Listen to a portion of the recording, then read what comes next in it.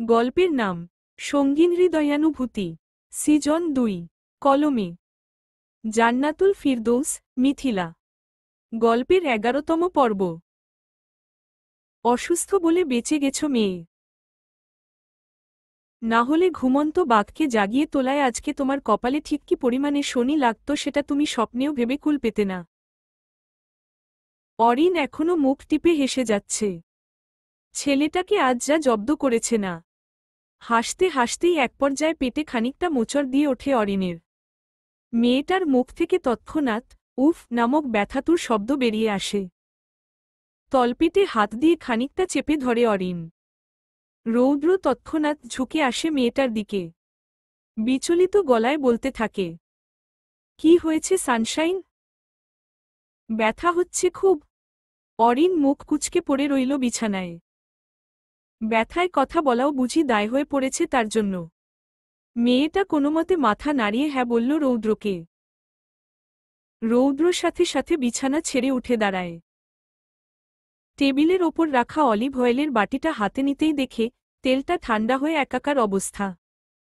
রৌদ্র এক পলক বিছানায় পড়ে থাকা অরিনের দিকে তাকায়। তেলের বাটিটা হাতে নিয়েই মেয়েটার কাছে এগিয়ে আসে দ্রুত পায়। তারপর অরিনের ব্যথায় জর্জরিত হয়ে থাকা মলিন মুখটার ওপর আলতো করে চুমু একে বলল, একটু ধৈর্য ধর সোনা, আমি এক্ষুনি যাব আর আসব। কথাটা শেষ করে রৌদ্র তড়িঘড়ি করে ঘরের দরজার কাছে যায়। ধীরে ধীরে দরজাটা খুলে আগে একবার সতর্ক চোখ বুলালো চারপাশে।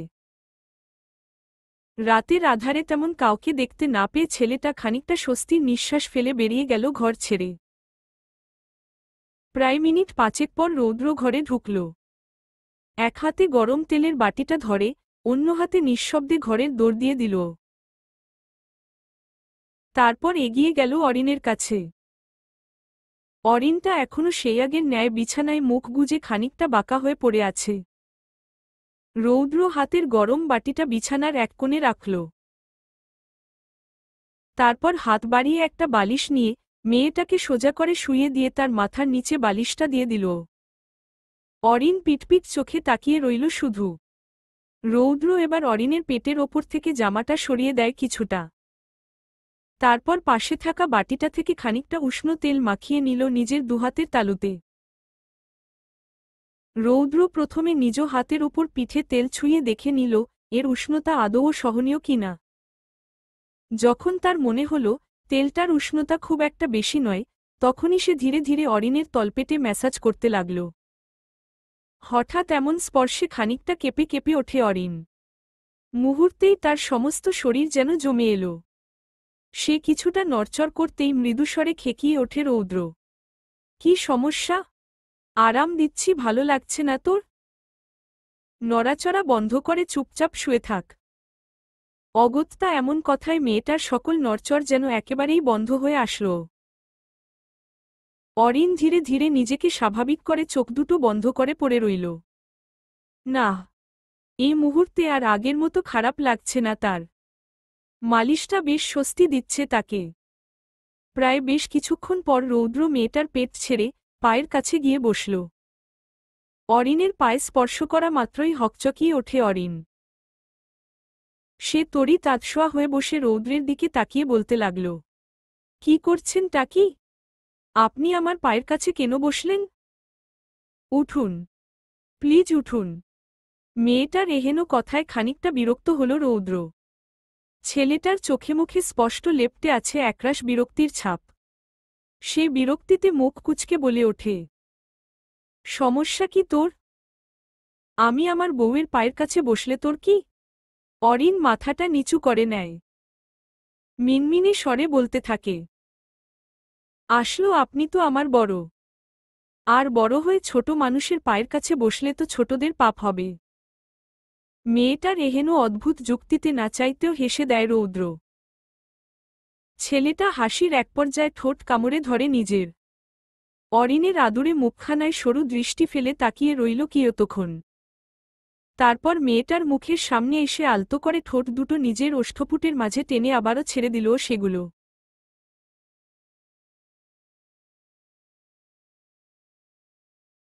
অরিন হতবিহ্বল হয়ে পড়ল রৌদ্রের এমন কাণ্ডে। মেয়েটা হতবাক চোখে তাকিয়ে আছে, হয়তো বোঝার চেষ্টা চালাচ্ছে ছেলেটার এমন হাবভাবের কারণ। রৌদ্র মুচকি হাসল। মেয়েটার সরু নাকটা হালকা হাতে একটুখানি টেনে দিয়ে কৌতুকের গলায় বলল, এইটুকু মেয়ে হয়ে সারাদিন আমায় উঠতে বসতে নাকানি চুবানি খাওয়াচ্ছিস, এক কথায় নাকে দড়ি দিয়ে ঘোরাচ্ছিস, তার ওপর আমার সাথে হ্যাঙ্কি প্যাঙ্কি করে আমায় সিডিউস করিস। আমি ছেলে বিরাট ধৈর্যশীল বলে তুই এখনো সুস্থ আছিস, নইলে এতদিনে। থাক, আর বললাম না। এমনিতেই যেই পরিমাণে পেকে গেছিস, বাকিটা বললে তো কথাই নাই। তো যাই হোক, এত কিছু যখন আমার সাথে করিস তখন কি একবারও খেয়ালে থাকে না আমি তোর থেকে বড়? তখন যদি খেয়ালে না থেকে থাকে তাহলে এখন কেন এত ন্যাকামো করছিস? রৌদ্রের একের পর এক যুক্তিসঙ্গত কথায় লজ্জা পেয়ে মাথাটা একেবারেই নিচু হয়ে আসে অরিনের। মেয়েটার চিবুক গিয়ে ঠেকেছে গলায়। গাল দুটোয় কেমন লালিমা ছড়িয়ে পড়েছে ইতোমধ্যে। সরু নাকটার ডগায় জমেছে বিন্দু বিন্দু ঘাম। রৌদ্র একদৃষ্টিতে তাকিয়ে দেখল মেয়েটার এহেন রূপ। তারপর কোনো কথা ছাড়াই মেয়েটার চিবুকে আঙুল ঠেকিয়ে তার মুখটা কিছুটা উঁচিয়ে তুলে রৌদ্র। অরিনের চোখ দুটো বন্ধ করে রাখা। বন্ধ চোখের পাপড়িগুলো কেমন তিরতির করে কাঁপছে। রৌদ্র ফাঁকা ঢোক গিলল। যা। আবারও শুরু হলো তার অন্তরের অন্তঃস্থলে হওয়া গভীর তাণ্ডব। রৌদ্র অরিনের মসৃণ গালে ধীরে ধীরে আঙুল বুলাতে থাকে।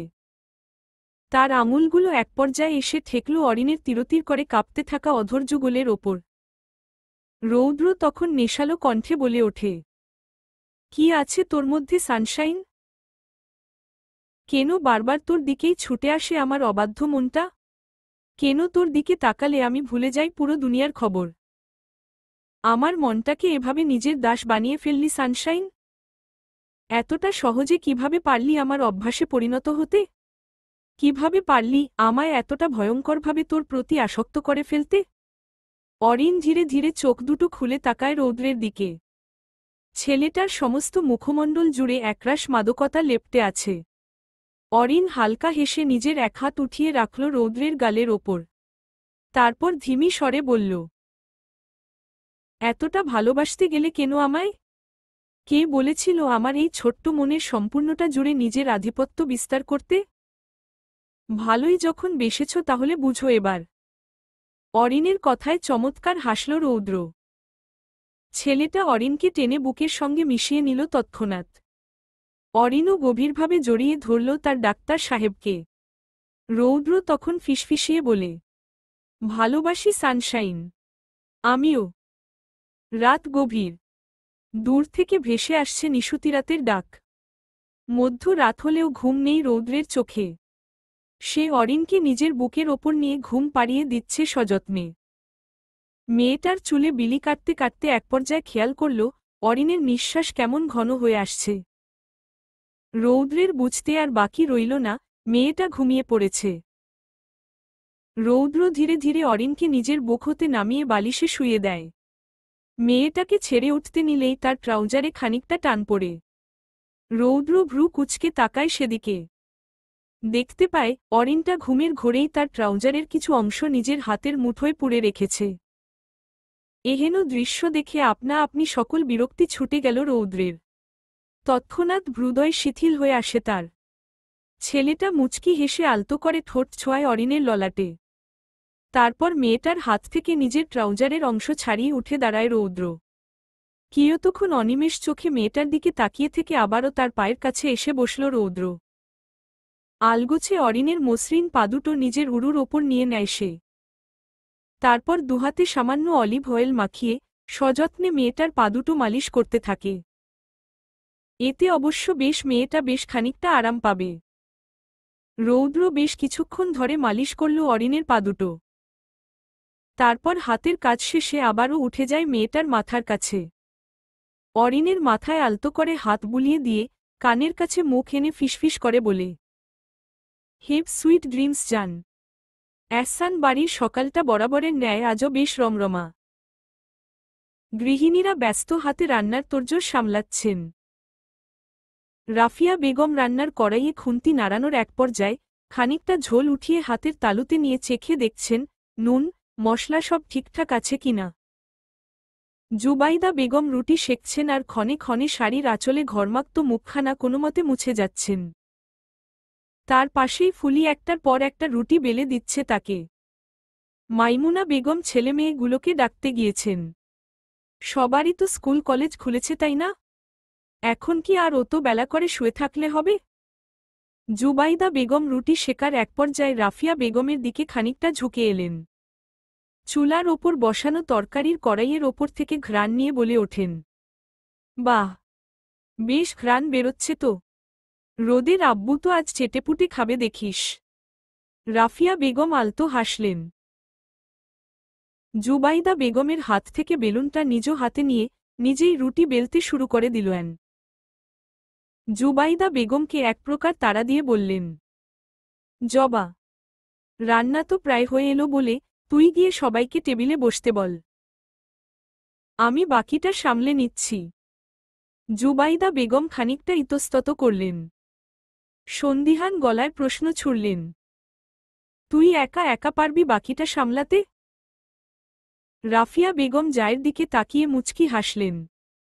বেলুনটা কাঁধের সামনে উঠিয়ে বেশ একটা ভাব নিয়ে বললেন, পারব মানে? বেশ পারব। পুরো টেবিল জুড়ে বসে আছেন এহসান বাড়ির সকাল সদস্য।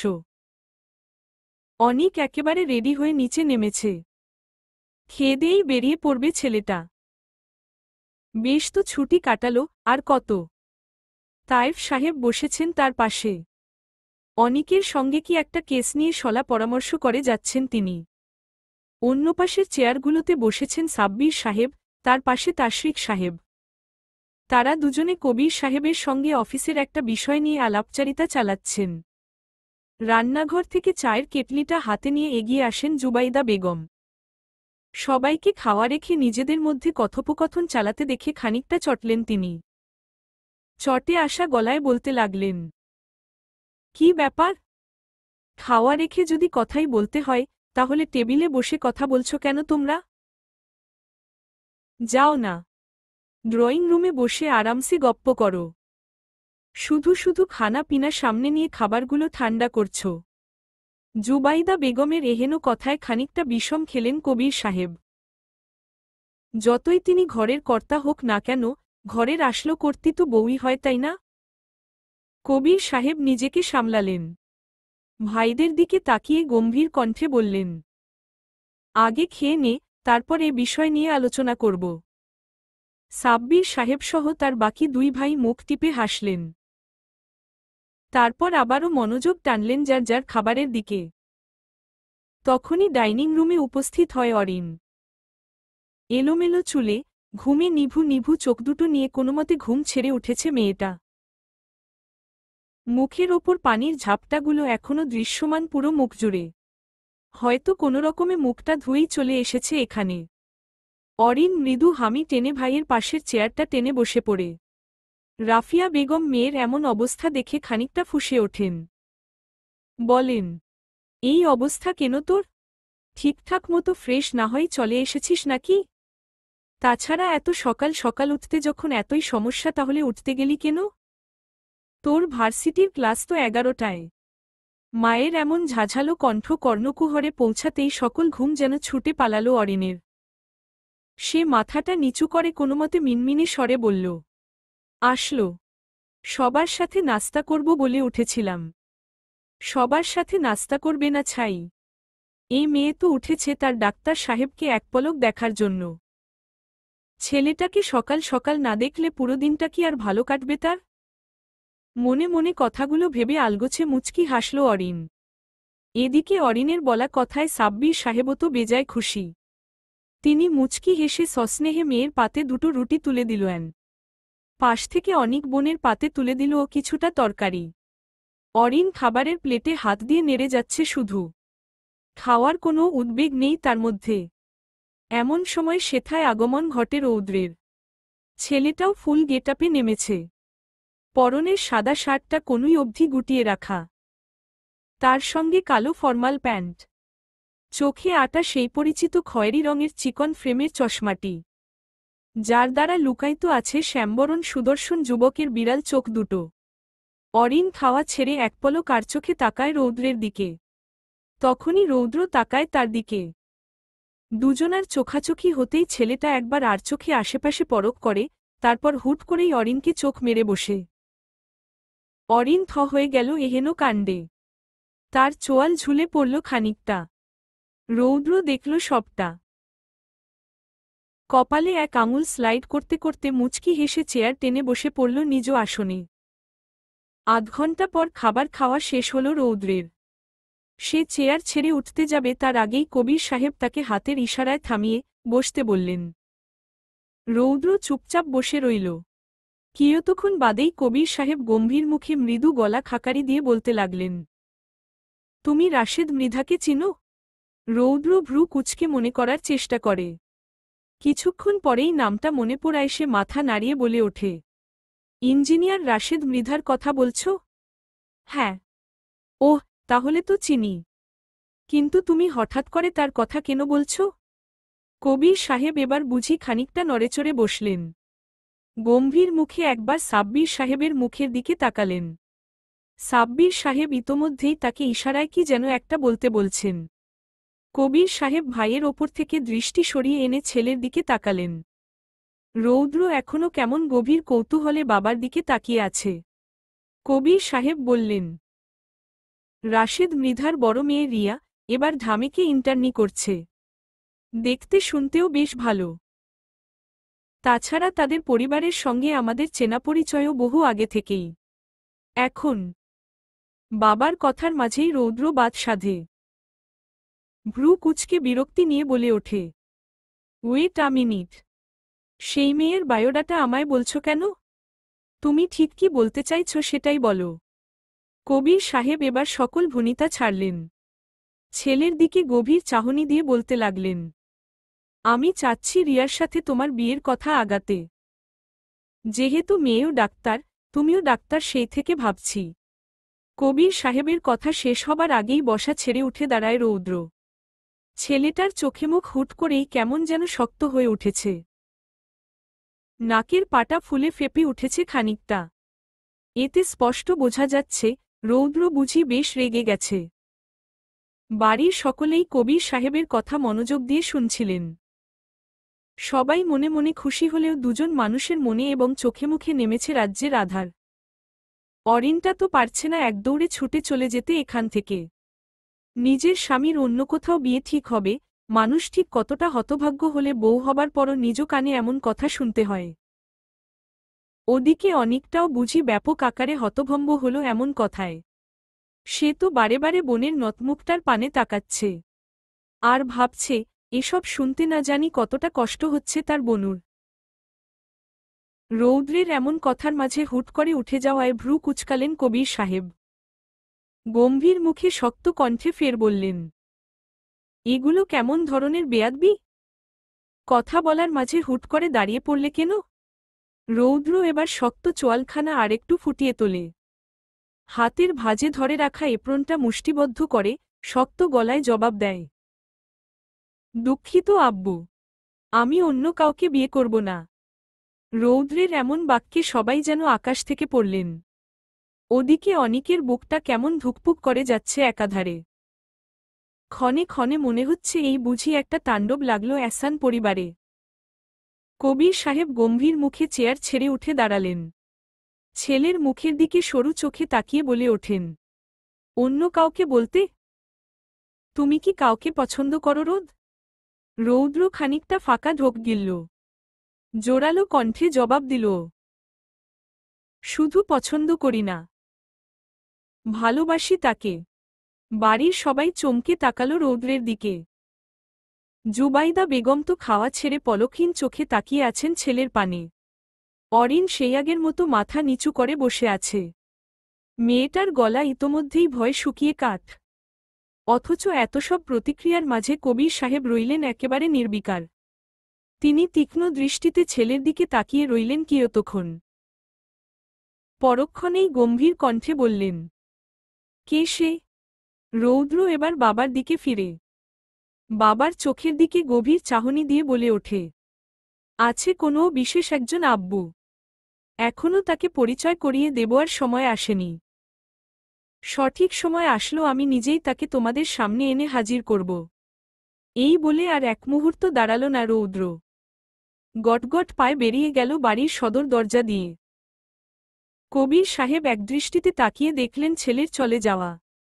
পরক্ষণেই এক দীর্ঘ নিঃশ্বাস ফেলে হাত দুটো পেছনের দিকে মুষ্টিবদ্ধ করে নিলেন। কপালে তার ইতোমধ্যেই দু-তিনেক ভাঁজ স্পষ্ট দেখা দিয়েছে। আহিরাদের ক্যাম্পাসে আজ বৃক্ষরোপণ কর্মসূচি চলছে। মাহি সেই কখন থেকে খোলা মাঠে উবু হয়ে বসে গাছ লাগিয়ে যাচ্ছে। গাছ লাগানোর এক পর্যায়ে আহিরা বেশ খানিকটা বিরক্ত হল। হাতের ছোট ছোট চারাগুলো মাটিতে রেখেই শটান হয়ে দাঁড়াল। এতক্ষণ উবু হয়ে বসে থাকায় কোমরটা যে কি পরিমাণে ধরেছে তার। মাহিরা হাতের কাজ ফেলে আহিরার দিকে তাকায়। কৌতুকভরা কণ্ঠে বলে ওঠে, কি, এইটুকুতেই শক্তি সব ফুস হয়ে উড়ে গেল? আহিরা মুখ ভেঙচায়। হাতের গ্লাভসগুলো খুলে মাহিরার পাশে রেখে বিরক্ত হয়ে বলে, শেষ তো? আমি তো নিজের ভাগের টুকু করেই দিয়েছি, এবার না হয় তুই তোরটা কর। মাহিরা সঙ্গে সঙ্গে উঠে দাঁড়ায়। আহিরার পানে ভ্রু কুঁচকে তাকিয়ে খেক খেক করে বলতে থাকে, এটা কেমন কথা আহি? আমরা দুজনে প্রমিস করেছিলাম একসঙ্গে পুরোটা কাজ কমপ্লিট করব। সেখানে তুই এখন কি না বলছিস আর করতে পারবি না? পারব না। এটাই আমার লাস্ট ওয়ার্ড, ওকে? বলেই সে মাহিরাকে একা রেখে গটগট পায়ে মাঠ ছাড়িয়ে ক্যাম্পাসের করিডোরে গিয়ে দাঁড়ায়। মাহিরার দিকে এক পলক কারচোখে তাকিয়ে মুচকি হাসল আহিরা। মাহিরার আবার এই এক দোষ, কোনো কাজে হাত দিল মেডিসিন নেওয়ার কথা প্রায়ই ভুলে যায় মেয়েটা। এই যেমন এখন ভুলল। বলা বাহুল্য, মাহিরার আবার লো প্রেসারের সমস্যা আছে। তাই রোজ কায়দা করে নিয়মমাফিক ঔষধ খেতে হয় তার। ঔষধ খেতে একটু এদিক সেদিকে হলেই মেয়েটা আবার অসুস্থ হয়ে পড়ে। আহিরা দ্রুত কদমে ক্লাসরুমে যায়। উদ্দেশ্য, ব্যাগ থেকে মাহিরার ঔষধগুলো নিয়ে এসে তাকে খাওয়ানো। এদিকে মাহিরা মুখ কুঁচকে একা একা বিড়বিড় করতে করতে কাজ করে যাচ্ছে। মেয়েটা হয়তো আহিরাকে ইচ্ছেমতো গালমন্দ করছে। ঠিক সেই সময় একজোড়া পুরুষালী হাত এসে তার লাগানো চারাটার একপাশে ধরল। মাহিরা হকচকিয়ে ওঠে। তৎক্ষণাৎ চকিত দৃষ্টি ফেলে পাশে থাকা পুরুষটার দিকে। এই মুহূর্তে চোখের সামনে পরিচিত মুখটা দেখে মাহিরা বেশ অবাক হয়। অবাক কণ্ঠ ফুঁড়ে বেরিয়ে আসে, আপনি হঠাৎ এখানে? ইফতি মৃদু হাসল। হাতের কাজটা পুরোপুরি সেরে তারপরই মেয়েটার দিকে তাকাল। মাহিরার চোখে মুখে স্পষ্ট জিজ্ঞাসা। ইফতি খানিকটা সময় নিয়ে শুধাল, আমার এক স্টুডেন্টের কিছু অ্যাসাইনমেন্টে সমস্যা ছিল, তাই এখানে আসলাম আর কি। দূর থেকে মাঠের মধ্যে আপনাকে একা দেখতে পেয়ে ইচ্ছে হলো একটুখানি কথা বলে গেলে হয়তো খুব একটা খারাপ হয় না বিষয়টা। মাহিরা আলতো হাসল। ছেলেটার প্রতিটা কথাই কেমন যেন চমৎকার লাগে তার। ইফতি একবার আর চোখে তাকাল সেই হাসির পানে, তারপর পরক্ষণেই নিজের দৃষ্টি সরিয়ে নিয়ে বলল, তোমার বোন কোথায়? মাহিরা এ পর্যায়ে হাতের কাজ শেষ করে উঠে দাঁড়ায়। গ্লাভসগুলো খুলে এক হাতে নিয়ে ইফতির দিকে তাকায়। বলে, ও হয়তো ক্লাসরুমে আছে। হঠাৎ ওর কথা জিজ্ঞেস করছেন কেন বলুন তো? ইফতি হাসল ঠোঁট পিষে। প্রসঙ্গ অন্যদিকে ঘুরানোর ভঙ্গিতে বলে ওঠে, না, এমনিতেই জিজ্ঞেস করলাম আর কি। ও তাই বলুন। আহিরা ব্যস্ত পায়ে বেরিয়ে আসে ক্লাসরুম থেকে। এক হাতে তার পানির বোতল, অন্য হাতে মাহিরার প্রয়োজনীয় ঔষধ। মেয়েটা তড়িঘড়ি করে হাঁটতেই এক পর্যায়ে সামনের দিকে চোখ পড়ল তার। অদূরের মাঠে দেখা যাচ্ছে ইফতি আর মাহিরাকে। দুজনে কি সুন্দর একে অপরের সাথে হেসে হেসে কথা বলছে। আহিরা তীক্ষ্ণ দৃষ্টিতে তাকিয়ে রইল সেদিকে। পরক্ষণেই একটা ছোট্ট নিঃশ্বাস ফেলে এগিয়ে গেল তাদের দিকে। এই নে ধর, ঔষধগুলো খেয়ে আমায় উদ্ধার কর। হুট করে পেছনে থেকে ধেয়ে আসা আহিরার কণ্ঠে সেদিকে ফিরল মাহিরা। ইফতিও ফিরল সেদিকে। আশ্চর্য! মেয়েটাকে একটু দেখতে পেয়ে তার সকল ক্লান্তিগুলো কোথাও একটা হারিয়ে গেল বুঝি। ইফতি সরু চোখে তাকিয়ে রইল আহিরার স্নিগ্ধ মুখটার পানে। এদিকে ইফতিকে নিজের দিকে ওমন একদৃষ্টিতে তাকিয়ে থাকতে দেখে চটে গেল আহিরা। ঝাঝালো গলায় বলে ওঠে, কি সমস্যা? এভাবে চোখ দিয়ে গিলে খাচ্ছেন কেন? আমার কি রূপ বেড়েছে নাকি? আহিরার এমন কর্কশ কথায় থতমত খেয়ে যায় ইফতি। প্রত্যুত্তরে ঠিক কি বলা যায়, হয়তো সেটাই ভাবছে ছেলেটা। এদিকে মাহিরাও খানিকটা লজ্জা পেল আহিরার ব্যবহারে। সে কপট রাগ দেখিয়ে বলে, ছি আহি, একটা মানুষের সাথে এভাবে কেউ কথা বলে? Is it good manners? Ahira এবার তিতিবিরক্ত হল। সে মুখ কুঁচকে বলে বসে, yeah I know that, but কেউ আমার দিকে ওমন ভ্যাবলার মতো তাকিয়ে থাকলে আমি নিশ্চয়ই তার সঙ্গে হেসে হেসে কথা বলবো না। ইফতি এবার নিজেই লজ্জা পেল। মেয়েটা তো ঠিকই বলছে। সে কেন ওমন হা করে তাকিয়েছিল তার দিকে? ইফতি মৃদু গলা খাকারি দিয়ে অপরাধী স্বরে বলে, actually I am sorry miss. Ahira সরু চোখে তাকায় ইফতির দিকে। ছেলেটার মুখের দিকে আঙুল উঁচিয়ে শাসানির সুরে বলতে থাকে, keep your so called sorry in your pocket mister. কথাটা বলেই সে সঙ্গে সঙ্গে মুখ ঝামটি দিয়ে সেখান থেকে চলে গেল। মাহিরা লজ্জিতভাবে নতমুখে দাঁড়িয়ে রইল ইফতির সামনে। মেয়েটা বোনের করা এমন সব ব্যবহারে এতটাই লজ্জিত হয়েছে যে ঠিকঠাক মাথাটাও তুলতে পারছে না যেন। আর এদিকে ইফতি কি করছে? ছেলেটা হতবাক হয়ে তাকিয়ে আছে আহিরার যাওয়ার পথে। কিয়তক্ষণ বাদে তার মুখ থেকে অস্ফুটে বেরিয়ে আসে, এটা মেয়ে নাকি নাগামরিচ? বিকেল 3:30। অরিনের ক্লাস শেষ হয়েছে এই তো মিনিট 10 হবে হয়তো। ক্যাম্পাসের ভেতর হাঁটছে, একা একাই হাঁটছে সে। মনটা শেষকাল থেকেই বিষিয়ে আছে মেয়েটার। কিছুতেই মাথা থেকে সকালের ঘটনাগুলো সরছেই না। অরিন ক্ষুদ্র এক নিঃশ্বাস ফেলে একটা লোহার বেঞ্চিতে বসে কাঁধে ঝোলানো ব্যাগটা থেকে ফোন বের করে দেখে নেয় সময়টা। তার ক্লাস শেষ হবার কথা ছিল 4টায়, কিন্তু সে তো আর ক্লাস করেনি আজ। কিভাবেই বা করবে? ক্লাস করবার জন্য শরীর এবং মন দুটোই তো ভালো থাকা উচিত, তাই না? কিন্তু আজকে তো অরিনের শরীর কিংবা মন কোনোটাই ভালো নেই। অরিন গা এলিয়ে দিল বেঞ্চটায়। ঠিক সে সময় কোত্থেকে যেন দুজন ছেলে এসে তার পাশে গা ঘেঁষে বসে পড়ে। অরিন তৎক্ষণাৎ হকচকিয়ে ওঠে। দ্রুত উঠে দাঁড়ায় বসা ছেড়ে। ছেলেগুলোর দিকে তাকিয়ে কর্কশ গলায় বলে ওঠে, আর ইউ গাইস মেড? কোনো সাহসে এমন অসভ্যতা করলেন আপনারা? ছেলে দুটো অরিনকে আপাদমস্তক দেখে নিয়ে বিকৃত হাসি টানল ঠোঁটের কোণে। একজন তো আগ বাড়িয়ে এসে অরিনের এক হাত চেপে ধরে গায়ের সর্বশক্তিতে। অরিন তৎক্ষণাৎ নিজেকে ছাড়ানোর প্রয়াস চালায়। ছেলেটার হাত থেকে নিজের হাতটা ভীষণ মোচড়ামুচড়ি করেও ছাড়াতে পারছে না সে। এবার অরিনের চোখের কোটর ছাড়িয়ে বেরিয়ে আসে দুফোঁটা নোনা ধরা। ছেলে দুটো অরিনের কান্না মাখা মুখ দেখে হো হো করে হেসে ওঠে। একজন তো বলেই বসে, ওরে বাবুলে, এত বড় বিশ্ববিদ্যালয়ের ছাত্রী হয়েও কেঁদে দিল? তা বাবু, ভার্সিটিতে পড়তে হলে সিনিয়র ভাইদের থেকে যে ট্যাগ নিতে হয় তা জানো না? অরিন ধীরে ধীরে ফাঁকা ঢোক গিলল। এবার তার বোধগম্য হল সবটা। এই ছেলে দুটো তাহলে তার সিনিয়র, আর তারা আজকে সুযোগ পেয়ে অরিনকে র‍্যাগ দিচ্ছে। অরিন মাথা নিচু করে নিজের হাতটা মোচড়াতে থাকে। ছেলেটা অরিনের দিকে তাকিয়ে লোভাতুর কণ্ঠে বলে ওঠে, ময়না, আজকে না হয় ছেড়ে দিচ্ছি, কিন্তু কাল থেকে প্রিপারেশন নিয়ে এসো কেমন? কেননা নতুন পাখি খাঁচায় এলে আমরা বড়রাই তো সেগুলাকে আদর সোহাগ দিয়ে পুষে রাখব। আশা করি বুঝছ সবটা? অরিনের চোখ বেয়ে ঘৃণায় দুফোঁটা অশ্রু গড়িয়ে পড়ল। ছেলেটা তার হাতটা ছেড়ে দিতেই সে সঙ্গে সঙ্গে ছুটে পালালো সেখান থেকে। কাঁধের ব্যাগটা এক হাতে নিয়ে অন্য হাতে নিজের চোখ দুটো মুছতে মুছতে বেরিয়ে আসে ভার্সিটি থেকে। রাস্তার পাশে দাঁড়িয়ে হাত বাড়িয়ে একটা খালি রিকশা থামিয়ে সেখানে উঠে পড়ে। কই তুমি? আমি কিন্তু হসপিটালের বাইরে এসে দাঁড়িয়ে আছি। তুমি বের হবে কখন? ফোনের ওপাশে অনিকের কথায় রৌদ্র হাতের ফাইলগুলো গোছাতে গোছাতে বলল, ওয়েট আ সেকেন্ড, আমি আসছি। অনিক শুনল এবারও। এসেছে পর থেকেই এই 1 সেকেন্ড শুনতে শুনতে 5 মিনিট পেরুল, কিন্তু রৌদ্রের তো আর আসার নামগন্ধও নেই। অনিক হাতের আঙুলে গাড়ির চাবি ঘোরাতে ঘোরাতে রাস্তার দিকে দৃষ্টি ফেলল।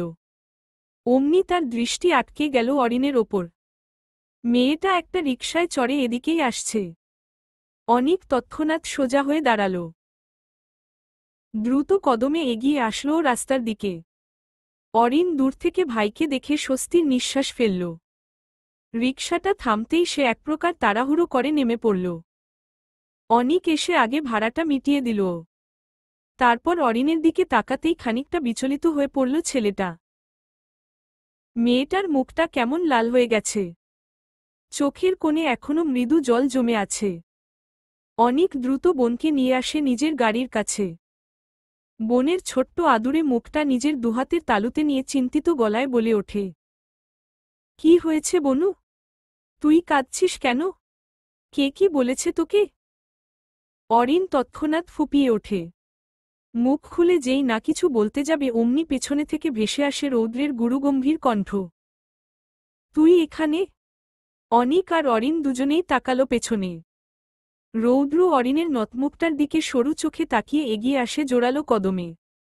মেয়েটার চোয়াল আলতো হাতে চেপে ধরে খানিকটা উঁচিয়ে তুলে বলে, কি হয়েছে তোর? কে কাঁদিয়েছে তোকে? অরিন নাক টানে কিছুটা। চোখ দুটো তার এখনো নামিয়ে রাখা। রৌদ্র অস্থির হল। সে আবারও মেয়েটাকে ঝাঁকিয়ে বলল, কথা বলছিস না কেন জানবাচ্চা? কে কাঁদিয়েছে তোকে? আমায় শুধু একবার মুখ ফুটে বল সানশাইন। খোদার কসম, ওর কলিজা খুলে হাতে নিয়ে আসব আমি। রৌদ্রের এহেন কথায় আতকে ওঠে অরিন এবং অনিক। অরিন শুষ্ক ঢোক গিলে আমতা আমতা করতে লাগল, না মানে কিছু না। রৌদ্র এবার বাঁকা চোখে তাকায় অরিনের দিকে। মেয়েটার পুরো মুখমণ্ডলে একবার চোখ বুলিয়ে বাজখাই কণ্ঠে বলে ওঠে, আমার সঙ্গে মিথ্যা বলবি না sunshine. I just hate this bullshits. Arin মৃদু কেঁপে ওঠে রৌদ্রের বাজখাই কণ্ঠে। সে কোনোমতে নিজেকে সামলে নিয়ে বলে, কলেজে ব্যাগ দিয়েছে। ব্যাস এটুকুই বুঝি যথেষ্ট ছিল রৌদ্রের শরীরে আগুন ধরিয়ে দেবার জন্য। ছেলেটা অরিনের মুখটা ছেড়ে দিয়ে দাঁত কটমট করতে লাগল। নিজের ঘাড়ে হাত ম্যাসাজ করে শক্ত গলায় বলতে লাগল, কোনো মাইকা লালের এত বড় কলিজা আমার বউরের এক দেয়? চল আমার সাথে। এই বলে সে মেয়েটার হাতের কবজি ধরতেই মৃদু ব্যথায় ককিয়ে উঠে অরিন। রৌদ্র তৎক্ষণাৎ মেয়েটার হাতটা সামনে নিয়ে আসে নিজের। অরিনের হাতের কবজি থেকে বোরখা উঠাতেই দেখতে পায় ফর্সা হাতটায় কেমন কালসিটে দাগ পড়ে গেছে। রৌদ্র শক্ত চোখে তাকায় অরিনের হাতের দিকে। দাঁত কিরমির করে বলে ওঠে, তোকে স্পর্শ করেছে ওরা? অরিন চুপ করে মাথা নিচু করে দাঁড়িয়ে রইল। রৌদ্র এবার মেজাজ হারাল। সে ধমকে উঠল, কথার উত্তর দে। অরিন তৎক্ষণাৎ উপর নিচ মাথা নাড়ায়। রৌদ্র সঙ্গে সঙ্গে নিজের চোখ দুটো বন্ধ করে নেয়। দাঁতে দাঁত চেপে বলে, অনিক, গাড়ি বের কর। অনিক খানিকটা দুশ্চিন্তায় পড়ল। সে আমতা আমতা করে বলতে লাগল, ভাইয়া তুমি না হয়। তোরে গাড়ি বাইর করতে বলছি না? অনিক, গাড়ি বের কর। তৎক্ষণাৎ দুশ্চিন্তায় পড়ে যায় অনিক। তার রোদ ভাই যেভাবে রেগে গেছে, আজ নিশ্চিতই ছেলেগুলোর কপালে শনি লাগবে। অনিক চিন্তিত মুখে খানিকটা এগিয়ে আসে রৌদ্রের নিকট। ধীর স্বরে বলে, ভাইয়া আমি যাচ্ছি, তুমি না হয়। অনিকের কথা শেষ হবার আগেই ঘাড় বাঁকিয়ে শক্ত মুখে তার দিকে ফিরল রৌদ্র। রৌদ্রের রক্তবর্ণ হয়ে আসা চোখ দুটো শক্ত করে ফুটিয়ে তোলা দৃঢ় চোয়ালখানা দেখে অনিক থমকে দাঁড়াল এক মুহূর্তের জন্য। পরক্ষণেই রৌদ্রের ওপর থেকে দৃষ্টি নামিয়ে সে মিনমিনে স্বরে বলল, ভাইয়া। না বলছিলাম যে। রৌদ্র এবার চোখ বন্ধ করে নেয়। দাঁতে দাঁত চেপে শক্ত গলায় খেকিয়ে ওঠে। তোরে গাড়ি বের করতে বলছি না? এহেন ধমকে চুপসে গেল বেচারা অনিক। মুখের কথাটা বুঝি মুখেই থেকে গেল তার। সে ফোঁস করে নিঃশ্বাস ফেলে মাথাটা নিচু রেখে দ্রুত কদমে এগিয়ে যায় গাড়ির কাছে। ড্রাইভিং সিটে বসতেই মনে মনে বলে ওঠে, কার জানি আজকে হাত পা ভাঙে আল্লাহই ভালো জানেন। এদিকে রৌদ্র অরিনের অন্য হাতটা আলতো করে ধরে তাকে বসিয়ে দেয় ব্যাকসিটে এবং নিজেও মেয়েটার পাশে বসে পড়ে। অনিক তাদের গাড়িতে বসতে দেখে গাড়ি স্টার্ট দেয়। গাড়ি চলছে আপন গতিতে। প্রতিটি মুহূর্ত যেমন পেরুচ্ছে সেই সাথে পাল্লা দিয়ে চিন্তা বাড়ছে অনিকের। ছেলেটা ভাবুকের মতো এক হাত মুখের সামনে এনে অন্য হাতে দক্ষতার সঙ্গে গাড়ি চালাচ্ছে। এদিকে পেছনে সিটে রৌদ্র বসে সাপের মতো ফোঁস করছে। ছেলেটা একটু পরপর অরিনের ব্যথা লাগা হাতটার পানে তাকাচ্ছে আর নিজের চুল চেপে ধরছে শক্ত হাতে। অরিন ভীতু চোখে এক আধবার তাকাচ্ছে ছেলেটার পানে। এই মুহূর্তে রৌদ্রের সঙ্গে কথা বলতে কেন যে এত ভয় লাগছে তার। সেদিন শেষবার যখন তামিমকে মারতে দেখেছিল তারপর থেকেই রৌদ্রের এহেন রাগ দেখলে বুক কাঁপে মেয়েটার। অরিন হালকা নড়েচড়ে বসে ধীরে ধীরে এক হাত রাখে রৌদ্রের উরুর ওপর। রৌদ্র গাড়ির জানালার ওপর এক হাত ঠেকিয়ে মুখের সামনে ধরে বাইরে তাকিয়েছিল কটমট দৃষ্টিতে। হঠাৎ অরিনের স্পর্শে আর চোখে তাকায় রৌদ্র। গম্ভীর কণ্ঠে বলে ওঠে, কিছু বলবি? অরিন বুঝি সাহস পেল কিছুটা। সে মৃদু হাসার চেষ্টা চালিয়ে মিনমিনিয়ে বলল, বলছিলাম যে এখন না হয় এসব থাক। আমি তো ঠিক। বাকিটা আর বলতে পারল না বেচারি। তার আগেই রৌদ্রের কটমট দৃষ্টি দেখে কথাগুলো গলাতেই আটকে গেল তার। অরিন ফাঁকা ঢোক গিলল খানিকটা। দৃষ্টি নামিয়ে মাথাটা নুয়ে ফেলল তৎক্ষণাৎ। কিয়তক্ষণ বাদেই তার কর্ণকুহরে পৌঁছাল রৌদ্রের দাঁত কিরমির করা কণ্ঠ। আমার বউয়ের গায়ে হাত দিয়েছে এমন বাপের ব্যাটাদের কলিজা কতবর্তা না দেখে ক্ষান্ত হচ্ছি না আমি। অরিন ঘাবড়ে গিয়ে সঙ্গে সঙ্গে মাথা উঠিয়ে রৌদ্রের দিকে তাকায়। দেখতে পায় ছেলেটার হলদেটে ফর্সা চেহারাটা কেমন রক্তবর্ণ ধারণ করেছে রাগে। দৃঢ় চোয়ালখানা ফুটে উঠেছে আরেকটু শক্ত হয়ে। না জানি আজ কি না কি হয়। প্রায় মিনিট ২০ পর অনিকের গাড়ি এসে থামল ভার্সিটির গেটের মুখে। রৌদ্র অরিনের হাতটা ধরে গাড়ি থেকে বের হল। অনিকও বের হল পিছু পিছু। রৌদ্র অরিনের হাতটা ছেড়ে দিয়ে গাড়ির ডিকির কাছে গিয়ে দাঁড়ায়। কিয়তক্ষণ বাদেই ফিরে আসে একটা লম্বা হকিস্টিক হাতে নিয়ে। রৌদ্র হকিস্টিকটা এক হাতে নিয়ে অন্য হাতের শার্টের হাতা গোটাতে থাকে। অনিক ঘাবড়ে যায় রৌদ্রের হাতে হকিস্টিক দেখে। ছেলেটা আতকে ওঠে জিজ্ঞেস করে, ভাইয়া, এটা কোথায় পেলে তুমি? রৌদ্র হাতা গোটাতে গোটাতেই বলে ওঠে, ওসব জেনে তোর লাভ নেই। বলেই সে অরিনের দিকে তাকায়। অরিনের হাতটা আলতো করে চেপে ধরে বলে ওঠে, চল। কথাটা শেষ করে অরিনকে আর কিছু বুঝে ওঠবার সুযোগ অবধি দিল না রৌদ্র। এক প্রকার টানতে টানতে মেয়েটাকে নিয়ে চলল ভার্সিটির ভেতরে। ছেলেটা ব্যস্ত পায়ে সামনের দিকে হাঁটছে তো হাঁটছেই। থামাথামির নামগন্ধও নেই। ওদিকে তার পায়ে পা মিলিয়ে এগোতে যেন বড় বেগ পোহাতে হচ্ছে বেচারি অরিনের। রৌদ্র প্রায় প্রতিটি ছেলের দিকে ইশারা করে অরিনকে একাধারে জিজ্ঞেস করে যাচ্ছে, কি সেই ছেলে? অরিন বরাবরের ন্যায় মাথা নাড়িয়ে না জানায়। একদিকে রৌদ্রের ভয়, অন্যদিকে ছেলেগুলোর পরবর্তী অবস্থার কথা চিন্তা করে মনে ওঠা কিঞ্চিত কম্পন, দুটো মিলিয়ে এই মেয়েটার ক্ষুদ্রাকার দেহখানি বুঝি এই অসার হয়ে এলো বলে। রৌদ্র এ পর্যায়ে থামল। মেয়েটাকে একটানে নিজের সামনে এনে দাঁড় করিয়ে শক্ত গলায় বলতে লাগল, এই এদিকে তাকা। অরিন ধীরে ধীরে মাথা তোলে। রৌদ্রের দিকে তাকাতেই রৌদ্র মেয়েটার মুখের সামনে আঙুল উঁচিয়ে হিসহিসিয়ে বলে, একদম কাউকে বাঁচানোর জন্য মিথ্যা বলবি না সানশাইন। আদারওয়াইজ এর পরিণতি ঠিক কতটা ভয়াবহ হবে তার কোনো গ্যারান্টি আমি দিতে পারব না। সো তাড়াতাড়ি বল, এখানের কোনো ছেলেটা? অরিন পরপর মাথা ঝাঁকায়। শুষ্ক ফাঁকা ঢোক গিলে এদিক ওদিক দৃষ্টি ঘুরিয়ে সেই ছেলে দুটোকে খুঁজতে থাকে। কিয়তক্ষণ বাদে পেয়েও যায় তাদের। ছেলে দুটো অদূরের বটগাছটার নিচে বসে একমনে সিগারেট টেনে যাচ্ছে। অথচ এটা যে বিশ্ববিদ্যালয়ের ক্যাম্পাস সেই খবরটিও বুঝি নেই তাদের। অরিন এক কদম পিছিয়ে আসে। রৌদ্রের দিকে তাকিয়ে ইশারায় ছেলে দুটোর দিকে আঙুল তাক করে বলে, ওই যে লাল গেঞ্জি পরা ছেলেটা আর তার পাশে বসা সাদা শার্ট পরা ছেলেটা। এরা দুজনেই। বাকিটা আর বলতে পারল না মেয়েটা। তার আগেই রৌদ্র অনিকের দিকে তাকিয়ে রাশভারী কণ্ঠে বলে ওঠে, অনিক, ওকে নিয়ে গাড়িতে বসা। আর হ্যাঁ, খেয়াল রাখবি ও যেন একটুর জন্য বাইরে না বের হয়। অনিক বাধ্য ছেলের মতো মাথা নাড়িয়ে অরিনের হাত ধরে তাকে নিয়ে হাঁটা ধরে গাড়ির দিকে। অরিন যেতে যেতে প্রায় কয়েকবার পেছনে তাকায়। হয়তো মেয়েটা আতঙ্কে আছে তার ডাক্তার সাহেবের পরবর্তী কর্মকাণ্ডের ব্যাপারে। এদিকে রৌদ্র শার্টের হাতা গোটাতে গোটাতে এগিয়ে আসে ছেলে দুটোর কাছে।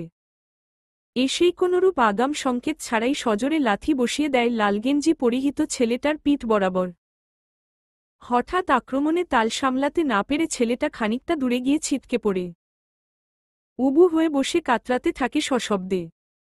অন্যদিকে তার পাশে বসা ছেলেটাও কেমন হতভম্ব হয়ে গেছে এহেন কাণ্ডে। প্রায় মুহূর্ত খানেক ব্যবধানে নিজের সকল হতভম্বতা কাটিয়ে ওঠার আগেই রৌদ্র তার হাতে থাকা হকিস্টিকটা দিয়ে বেধড়ক মারতে থাকে ছেলেটাকে। ছেলেটা নিজেকে বাঁচানোর আপ্রাণ চেষ্টা চালাচ্ছে, অথচ লাভের লাভ কিছু হলই না। রৌদ্র বুঝি আজকে আর কোনো কিছুর পরোয়া ছাড়াই পিটিয়ে যাবে এদের। রৌদ্র একের পর এক হিংস্র মারে দাপিয়ে যাচ্ছে ছেলেগুলোর ওপর। ছেলে দুটোর মধ্যে থেকে একজন বহুকষ্টে থেমে থেমে বলে, কে তুই? এভাবে মারছিস কেন আমাদের? রৌদ্র বুঝি আরেক দফা মেজাজ হারাল। সে রাগে গজগজ করতে করতে বলতে লাগল, তোর বাপ লাগি। আর আমার বউয়ের গায়ে হাত দেওয়ার মতো দুঃসাহস করেছিস, সেক্ষেত্রে তোদেরকে কোলে বসিয়ে খাওয়াবো না নিশ্চয়ই। ছেলে দুটো কি আর বুঝল রৌদ্রের কথা? কে জানে। তাদের অবস্থা দেখে তো মনে হচ্ছে না তারা কিছু বোঝবার মতো অবস্থায় আছে। রৌদ্র একের পর এক হিংস্র ঘুষি লাথি মেরাই যাচ্ছে ছেলে দুটোকে। কিয়তক্ষণ বাদে রৌদ্র ফের গর্জন তুলে বলে ওঠে, ওঠস না কেন কুবাচ্চা? আমার বউয়ের গায়ে হাত দিয়েছিল কে? তাড়াতাড়ি বল, না হলে এক্ষুনি কবরে পাঠাবো তোদের দুটোকে। ছেলে দুটোর মধ্য থেকে লালগেঞ্জি পরিহিত ছেলেটা জলদি সরে আসে রৌদ্রের হাত থেকে। খানিকটা দূরে সরে হাঁপাতে হাঁপাতে বলে, ভাই, ভাই আমি না। ওই রাকিবে হাত ধরসে আজকে একটা মেয়ের। ব্যাস। এই কথাটাই বুঝি যথেষ্ট ছিল রৌদ্রের গায়ে আগুন ধরিয়ে দেবার জন্য। ছেলেটা আগুন চোখে তাকালো মাটিতে গোঙাতে থাকা ছেলেটার পানে। তারপর আর ৭-৫ না ভেবে সে এক ঝটকায় ছেলেটার চুলগুলো হাতের মুঠোতে চেপে ধরে। ছেলেটা আবারও ককিয়ে উঠে ব্যথায়। রৌদ্র ছেলেটার কানের কাছে মুখ এনে ফিসফিসিয়ে বলে, কোনো হাত দিয়ে ধরছিস আমার বউরে? কোনো হাতে? কথা বলস না কেন জানোয়ারের বাচ্চা? রৌদ্রের এহেন হিংস্র কণ্ঠে ভয় কেঁপে ওঠে ছেলেটা। সে বুক ভাসিয়ে কেঁদে কেটে অস্থির। অথচ রৌদ্র বুঝি এতটুকুও মায়া দেখাল না তাকে। সে ছেলেটার পিঠ বরাবর শক্ত ঘুষি দিয়ে ফের জিজ্ঞেস করে, কথা বল বাস্তার্ড, না হলে এক্ষুনি তোকে জ্যান্ত কবর দিয়ে ছাড়ব। ছেলেটা ভয় ভয় নিজের ডান হাতটা উঁচিয়ে তুলে খানিকটা। রৌদ্র তীক্ষ্ণ দৃষ্টিতে তাকায় সেই হাতের দিকে। তারপর কোনো কিছু না বলে সেই হাতের কবজি চেপে হাতটা পেঁচিয়ে আনে ছেলেটার পিঠ বরাবর। ছেলেটা আবারও কাতরাতে থাকে ব্যথায়। অপরদিকে ক্যাম্পাসের ছাত্রদের বহিরাগত কেউ একজন এসে বেধড়ক মারধর করছে, এমন একটা খবর মুহূর্তের মধ্যেই ছড়িয়ে পড়ল পুরো ক্যাম্পাসে। এদিক ওদিক থেকে বিভিন্ন পাতি নেতা, সিনিয়র, জুনিয়র ছুটে এলো তাদের ক্যাম্পাসের সম্মান বাঁচাতে। ক্যাম্পাসের এক সিনিয়র ভাই মহিবুল হাসান রিক্ত। তিনি এহেন খবর শোনা মাত্রই ছুটে এসেছেন নিজের সকল কাজ ফেলে। ওদিকে ভার্সিটির বিভিন্ন দলবল হাতে লাঠি, ব্যাট যেটা পেরেছে সেটা নিয়েই রওনা দিয়েছে বহিরাগত আক্রমণকারীকে পেটাতে। তারা বটতলায় আসতেই দেখতে পান সুঠাম দেহি কেউ একজন ইচ্ছেমতো খায়েশ মিটিয়ে ছেলে দুটোকে মারছে। ছেলে দুটো দাঁড়াবার সুযোগ অবধি পাচ্ছে না। পারবেই বা কিভাবে? রৌদ্র কি আর ওদের সেই সুযোগ দিচ্ছে? ছেলে দুটোর নাকমুখ ফেটে লহু বইছে অবলীলায়। সাদা শার্ট পরা ছেলেটার পরনের শার্টটা যে সাদা রঙের সেই কথাটা ইতোমধ্যে একেবারেই নিরর্থক মনে হচ্ছে। তার শার্টটা যে সফেদ রঙা, এ যে বোঝা বড় দায় হয়ে পড়েছে এ মুহূর্তে। কয়েক হাত দূরে দাঁড়িয়ে এমন একটা দৃশ্য দেখে মুহূর্তেই থমকে দাঁড়াল সকলে। রিক্ত তো সঙ্গে সঙ্গে পাশে থাকা একজনের হাত থেকে মোটা লাঠিটা নিজ হাতে তুলে নেয়। তারপর জোরালো কদমে এগিয়ে আসে রৌদ্রের কাছে। খানিকটা দূরত্বে দাঁড়িয়েই রৌদ্রের পিঠ বরাবর শক্তপোক্ত লাঠিটার একটা ঘা দিয়ে বসে রিক্ত।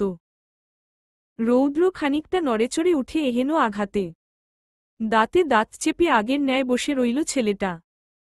কিন্তু তার পায়ের নিচে পড়ে থাকা ছেলেটাকে ছাড়ল না একটুর জন্য। রিক্ত বেশ অবাক হল রৌদ্রের এমন ধৈর্য এবং শক্তি দেখে। সে খেকিয়ে ওঠে বলে, ওই শালা, কে রে তুই? আমার ক্যাম্পাসে এসে আমারই ছোট ভাইদের গায়ে হাত তুলস? ওই তাকা এদিকে। রিক্তের এমন কথায় ঘাড় বাঁকিয়ে পেছনে ফিরে রৌদ্র। তার মুখটা সম্পূর্ণ দৃষ্টিগোচর হতেই থমকে গেল রিক্ত। হাতে থাকা মোটাসোটা লাঠিটাও বুঝি গড়িয়ে পড়ল অবহেলায়। মুখ থেকে তার অস্ফুটে বেরিয়ে এলো, ইফতেখার ভাই। রৌদ্র চমকায়নি একটুও। সে আগের ন্যায় মুখটা ঘুরিয়ে নিচে পড়ে থাকা ছেলেটার হাত চেপে ঘুষি মারল আরেকটা। তারপর ছেলেটার হাতের কবজি উল্টোদিকে ঘুরিয়ে ভেঙে ফেলল হাতটা। ছেলেটার বুঝি এহেন ব্যথায় চিৎকার দিয়ে জ্ঞান হারিয়ে ফেলবার জোগাড়। ওদিকে রিক্ত এখনও হতবিহব্বল হয়ে তাকিয়ে আছে রৌদ্রের দিকে। তার পেছনে থাকা ছেলেগুলো একযোগে এগিয়ে আসতে নিলেই তাদের সামনে শটান হয়ে দাঁড়াল রিক্ত। বাকিরা বেশ অবাক হল রিক্তের এমন কাণ্ডে। একজন তো বলেই বসল, ভাই যাইতে দেন, ওই পোলা তো আমাগো ক্যাম্পাসের পোলা দুইটারে মাইরা ফালাইতাছে। রিক্ত এবার ঘাড় বাঁকিয়ে পেছনে তাকায়। সবার দিকে তাকিয়ে গম্ভীর কণ্ঠে বলে ওঠে, জানে মারবে না কাউকে। এটাই ইফতেখার ভাইয়ের নিয়ম। ছেলেগুলো কিংকর্তব্যবিমূঢ় হয়ে তাকিয়ে রইল রিক্তের পানে। সকলের মনে একটাই প্রশ্ন, কে এই ইফতেখার? রিক্ত এবার রৌদ্রের দিকে ছুটে আসে। রৌদ্রের এক হাত চেপে ধরে অনুনয় করে বলতে থাকে, ভাই, ভাই, আল্লাহর ওয়াস্তে ছেড়ে দেন ভাই, না হলে সমস্যা হতে পারে আপনার। কে শোনে কার কথা? রৌদ্রের মাথায় বুঝি রক্ত চেপে বসেছে এ মুহূর্তে। রৌদ্র বসা ছেড়ে উঠে দাঁড়ায়। তারপর আবারও পা দিয়ে বেধড়ক মারতে থাকে জ্ঞানহারা ছেলেটাকে। রিক্ত এবার কোমর চেপে ধরে রৌদ্রের। ছেলেটার কাছ থেকে তাকে সরিয়ে আনতে আনতে বলে, ভাই, এবারের মতো ছেড়ে দেন ভাই। না, এবারেও কাজ হল না। রৌদ্র এক ঝটকায় রিক্তকে গা থেকে ছুঁড়ে ফেলে। রিক্তের পানে শক্ত চোখে তাকিয়ে খেকিয়ে ওঠে, খবরদার, আমায় ছুবি না। কথাটা বলেই সে আবারও হকিস্টিকটা হাতে তুলে নেয়।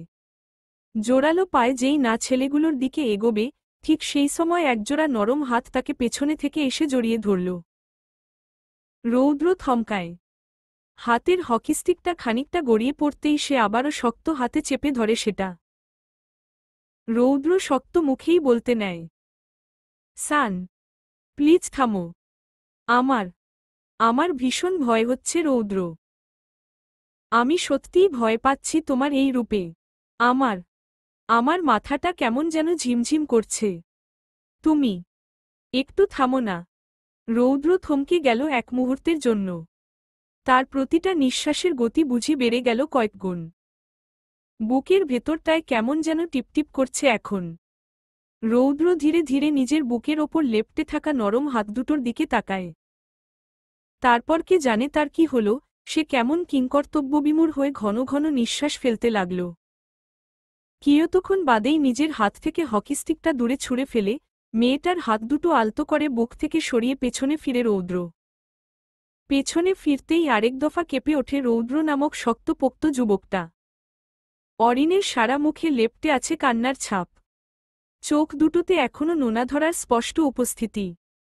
নরম গোলাপি অধৈর্যরা কেমন কাঁপছে তিরতির করে। হয়তো মেয়েটা কিছু বলতে চাচ্ছে তাকে।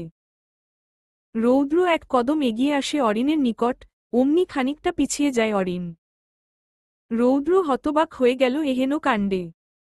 মেয়েটা তাকে এত ভয় পাচ্ছে এখন? অরিন খানিকটা দূরে দাঁড়িয়ে কাঁপছে।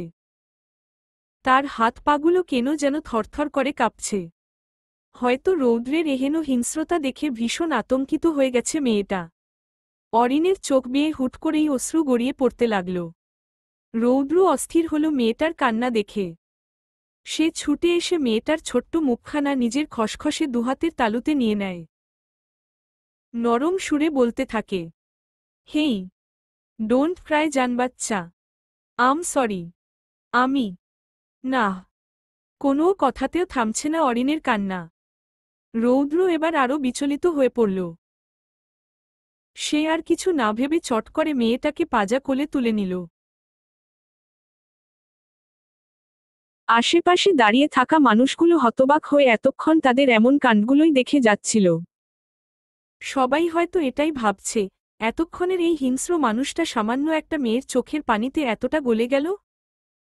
ভাবা যায় ব্যাপারটা। রৌদ্র অরিনকে কোলে তুলে গাড়ির দিকে এগোচ্ছে। আর একের পর এক অনুনয়ের সুরে বলেই যাচ্ছে, সরি না জানবাচ্চা, প্লিজ কান্না থামা। দেখ আমার কষ্ট হচ্ছে তো। এত শত কথাতেও কাজ হচ্ছে না তেমন। অরিন এখনো ফুপিয়ে যাচ্ছে আগের মতো। রৌদ্র গাড়ির কাছে আসতেই অনিক তড়িঘড়ি করে ব্যাকসিটের দরজাটা খুলে দিল। রৌদ্র অনিকের দিকে শক্ত চোখে তাকায়। খেকিয়ে ওঠে বলে, তোকে না বলেছিলাম ও যেন বাইরে না বের হয়? তুই। বাকিটা বলার আগেই তার চোখ পড়ে কোলে থাকা অরিনের দিকে। মেয়েটা কেমন ছলছল চোখজোড়া নিয়ে তার দিকেই তাকিয়ে আছে। হয়তো ভাইকে বকছে বিধায় কষ্ট লাগছে তার। রৌদ্র চট করে মুখের অভিব্যক্তিতে খানিকটা পরিবর্তন আনল। তারপর আবারও অরিনের দিকে তাকাতেই দেখতে পেল মেয়েটা কেমন বাচ্চাদের মতো ঠোঁট উল্টে রেখেছে। ভাব এমন এই বুঝি হাউমাউ করে কেঁদে উঠবে। রৌদ্র এবার অসহায় মুখে বলতে লাগল, এই না না, কাঁদিস না সানশাইন। আমি তোর ভাইকে বকব না, একটুও বকব না। প্লিজ দোহাই লাগে, তুই কাঁদিস না। ওপাশে অনেক বেচারা হতবুদ্ধি ভাব নিয়ে তাকিয়ে আছে রৌদ্রের দিকে। কে বলবে এতক্ষণ এই ছেলেটাই কেমন হিংস্র বাঘের মতো ঝাঁপিয়ে পড়েছিল ছেলে দুটোর ওপর। রৌদ্র আর কথা না বাড়িয়ে মেয়েটাকে গাড়িতে বসায়। তারপর নিজেও তার পাশে বসে অনিককে বলে ওঠে, গাড়ি আমার হসপিটালে নিয়ে যা। অনিক মাথা দোলায়। ড্রাইভিং সিটে বসে আবারও মনোযোগ দেয় গাড়ি চালানোতে। প্রায় আধ ঘণ্টা পর অনিকের গাড়ি থামায় রৌদ্রের হসপিটালের গেটের কাছে। রৌদ্র ফটাফট নেমে আসে গাড়ি থেকে। তারপর মেয়েটাকে আগের মতো কোলে তুলে হাঁটা ধরে ভেতরের দিকে। অনিক গাড়ির ভেতরে বসেই আর চোখে তাকিয়ে দেখল সবটা। পরক্ষণেই তার ঠোঁটের কোণে দেখা মিলল এক চিলতে হাসি। ছেলেটা দুহাত বুকের কাছে বেঁধে গাড়ির সিটে মাথা এলিয়ে চোখ বন্ধ করে রাখল। মনে মনে বলেই ফেলল, তোমাদের জুটি সারা জীবন অটুট থাকুক। রৌদ্র অরিনকে নিজের কেবিনে নিয়ে আসে। অথচ এরই মাঝে তার দিকে হসপিটালের প্রতিটি মানুষ এভাবে তাকিয়েছিল যেন তারা কোনো ফিল্ম দেখছে। কিন্তু রৌদ্র তাদের ওমন চাহনিতে তেমন কোনো পাত্তা না দিয়ে মেয়েটাকে কোলে তুলে নিজের মতো হেঁটে চলে এসেছে। রৌদ্র অরিনকে নিজের ডেস্কের ওপর বসায়। হাত দিয়ে ডেস্কের ওপরের সকল ফাইলগুলো খানিকটা সরিয়ে ফেলে আলগোছে। তারপর মেয়েটার নুয়ে রাখা মাথাটা আলতো করে নিজের বুকে চেপে ধরে। ঘন ঘন নিঃশ্বাস ফেলে অস্থির গলায় বলতে থাকে, প্লিজ জানবাচ্চা, এভাবে কাঁদিস না। তোর চোখে আমার জন্য ভয় দেখতে চাই না আমি। তুই একটু বোঝ সানশাইন। আমার সত্যি কষ্ট হচ্ছে তোর এমন হাবভাবে। অরিন একদম পাথরের ন্যায় বসে রইল। তার ভেতরে নেই কোনো উদ্বেগ। প্রায় মিনিট খানেক পেরোনোর পরও অরিনকে একইভাবে বসে থাকতে দেখে ভেতরটা মোচড় দিয়ে ওঠে রৌদ্রের। সে তৎক্ষণাৎ মেয়েটার মুখটা নিজের দুহাতের আজলায় তুলে নেয়। কাপা কণ্ঠে বলে ওঠে, তাকা আমার দিকে সানশাইন, প্লিজ তাকা। একটু দেখ আমার চোখের দিকে। প্লিজ এভাবে চুপ করে থাকিস না। না। অরিনটা এখনো আগের মতোই বসে। রৌদ্র এবার চট করে মেয়েটার পায়ের কাছে হাঁটুমুড়ে বসে পড়ল। অরিনের ঝুলিয়ে রাখা পা দুটো নিজের বুকে চেপে ধরে রৌদ্র ফের কাপা কণ্ঠে বলতে লাগল, তোর পায়ে ধরি বউজান, তবুও তুই প্লিজ এভাবে চুপ করে থাকিস না। তোর চুপ করে থাকা প্রতিটা মুহূর্ত বিষাক্ত কাটার ন্যায় বিধে আমার বুকে। তুই একটু দয়া কর আমার ওপর। একটু কথা বল আমার সাথে সানশাইন, একটু কথা বল। কথাটা বলেই রৌদ্র বসা ছেড়ে খানিকটা উঁচু হয়। মেয়েটার হাত দুটো নিজের গালের ওপর নিয়ে থাপ্পড় দিতে দিতে ফের বলে ওঠে, দরকার হয় তুই আমায় মার। মারতে মারতে একদম জানে মেরে ফেল, তবুও আল্লাহর দোহাই লাগে বউজান, তুই আমার সাথে কথা বল প্লিজ সানশাইন। এ পর্যায়ে রৌদ্রের কণ্ঠ কেমন যেন মোটা হয়ে আসল। হয়তো গলাটা ধরে এসেছে তার। ছেলেটা অরিনের দিকে তাকিয়ে থাকতে থাকতেই তার চোখ দুটো কেমন ছলছল হয়ে আসে। সে তড়িঘড়ি নিজের দৃষ্টি লুকাতে তৎপর হল। ঠিক তখনই তার বুকে আছড়ে পড়ল অরিন। দুহাতে ছেলেটার পিঠ খামচে ধরে মেয়েটা কাঁদতে কাঁদতে বলতে লাগল, কেন করলেন এমনটা? কি দরকার ছিল এতটা মারপিট করার? আপনার যদি কিছু হয়ে যেত? আমি দেখেছি ওই ছেলেটা আপনার গায়ে লাঠি দিয়ে আঘাত করেছে। আর আপনার হাত দুটো, ওইগুলো এখনো কেমন রক্তে ভিজে আছে। কেন এত হিংস্র হয়ে যান আপনি ডাক্তার সাহেব? আমি প্রচুর ভয় পাচ্ছি আপনাকে। আমার চোখের সামনে এখনো ভেসে উঠছে তখনকার সেই ঘটনাগুলো। আমার বুকটা কেমন কাঁপছে এখনো। রৌদ্র অরিনকে নিজের বুকে আরেকটু চেপে ধরে। তার চোখ বেয়ে নিঃশব্দে গড়িয়ে পড়ছে নোনাধরা। রৌদ্র আলগোছে আঙুলের সাহায্যে নিজের চোখের কার্নিশদ্বয় মুছে নিল। মেয়েটার মাথায় আলতো করে হাত বুলিয়ে ধরে আসা গলায় বলতে লাগল, মাফ করে দে সানশাইন, আর কখনো তোর সামনে এমন কিছু করব না। অরিন সঙ্গে সঙ্গে রৌদ্রের বুক থেকে মাথা উঠায়। ভ্রু কুচকে ছলছল চোখজোড়া তার দিকে তাক করে কাদো কাদো গলায় বলে ওঠে, তার মানে আমার অগোচরে আবারও করবেন? রৌদ্র মাথা নাড়িয়ে হ্যাঁ বলতে নিয়েও থেমে গেল তৎক্ষণাৎ। মেয়েটার দিকে তাকিয়ে জিভ কেটে বলে ওঠে, না, মানে করব না। অরিন তখন সাথে সাথে রৌদ্রের এক হাত উঠিয়ে নিজের মাথার ওপর রাখল। শক্ত গলায় খানিকটা জোর দিয়ে বলল, আমায় ছুঁয়ে কথা দিন, আর কখনো এভাবে মারপিট করবেন না আপনি। কথা দিন। রৌদ্র পড়ল বিপাকে। তবুও মুখাবয়ব একেবারেই শান্ত তার। মেয়েটার চোখের দিকে গভীর দৃষ্টিতে তাকিয়ে থেকে ভেজা চোখে হাসল ছেলেটা। অরিনের মাথার ওপর থেকে হাতটা নামিয়ে মেয়েটার গালদুটোতে আলতো করে চেপে ধরে। তারপর অরিনের নাকের সঙ্গে নিজের নাকটা আলতো করে ঘষে দিয়ে বলে ওঠে, কথা দিচ্ছি আমার বউজানকে, আমি ইফতেখার এহসান রৌদ্র আর কোনোদিন এভাবে মারপিট করব না। না আমার বউজানের সামনে আর না তার অলক্ষ্যে। অরিন এ পর্যায়ে বিজয়ী হাসল। ফের ছেলেটাকে জড়িয়ে ধরল গভীরভাবে। রৌদ্র মেয়েটাকে জড়িয়ে রাখল বুকের সঙ্গে। অরিনের হাতটা যখন রৌদ্রের পিঠ বেয়ে খানিকটা উপরে উঠল অমনি রৌদ্রের মুখ থেকে অস্ফুটে বেরিয়ে আসে মৃদু ব্যথাতুর শব্দ। অরিন হকচকিয়ে ওঠে। তৎক্ষণাৎ রৌদ্রকে ছেড়ে দিয়ে জিজ্ঞেস করে, কি হয়েছে আপনার? রৌদ্র মাথা নাড়িয়ে বলে ওঠে, না, কিছু না। রৌদ্রের এহেন কথা একেবারেই বিশ্বাসযোগ্য মনে হল না অরিনের। মেয়েটার চোখে মুখে স্পষ্ট লেপ্টে আছে অবিশ্বাসের ছাপ। অরিন তৎক্ষণাৎ রৌদ্রকে ঘুরিয়ে দাঁড় করাই। এ পর্যায়ে রৌদ্র কয়েকবার না করলেও শুনল না মেয়েটা। অরিন তড়িঘড়ি করে ডেস্ক থেকে নেমে রৌদ্রের সামনে এসে দাঁড়ায়। তারপর ব্যস্ত হাতে ছেলেটার পরনের শার্টের বোতামগুলো খুলতে লাগল একে একে। রৌদ্র কয়েকবার বাদ সাধলেও শেষমেশ হার তাকে মানতেই হল। অরিন নিজের কাজটা করে তবেই দম নিল।